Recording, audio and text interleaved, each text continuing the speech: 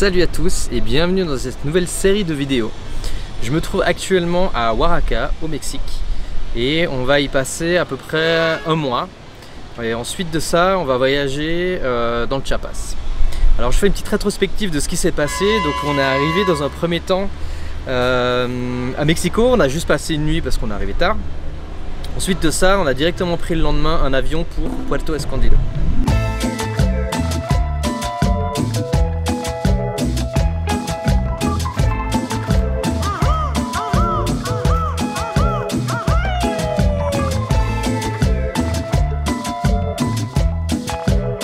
Puerto Escondido c'est assez cool, franchement il fait beau. Le premier truc qui m'a choqué c'est l'humidité.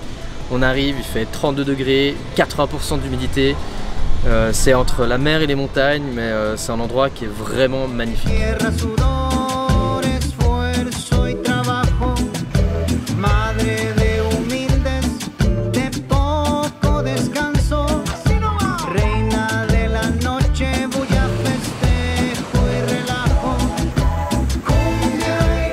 On est resté à peu près 4 jours, 4 nuits dans un hôtel qui est très sympa à côté de la plage, à un petit quart d'heure de la plage.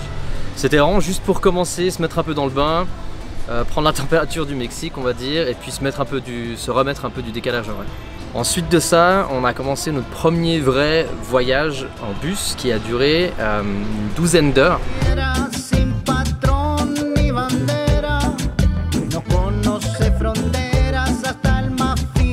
Et ils sont vraiment bien ces bus à dos. Ils traversent tout le Mexique pour des prix très corrects. Il existe différentes catégories de bus. Les bus super classe, la catégorie confort du milieu, et la basse, la moins chère forcément. Il y a aussi des bus de nuit qui font la liaison entre Puerto Escondido et Oaxaca.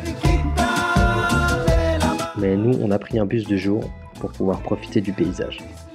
La classe moyenne, la OCC, est déjà super confort.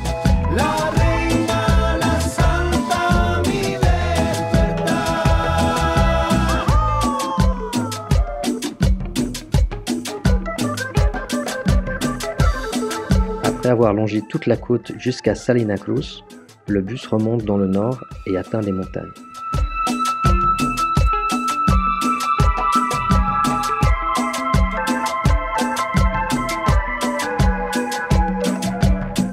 En fait le truc c'est que depuis Puerto Escondido, pour aller jusqu'à Oaxaca, il y a une route qui en voiture prend à peu près 6h30. Et là on en a mis 12 heures de bus parce qu'en fait il passe par d'autres petites villes, donc il ne fait pas le chemin le plus direct. Ce qui fait que du coup ça prend 12 heures avec les arrêts, les pauses pour faire embarquer les gens, descendre les gens. Et ce qui veut dire qu'on est arrivé à Oaxaca la nuit. En arrivant un dimanche soir, tout est calme à Oaxaca. Il ne nous reste plus qu'à manger d'excellents tacos dans la rue et d'aller se coucher pour pouvoir explorer la ville demain.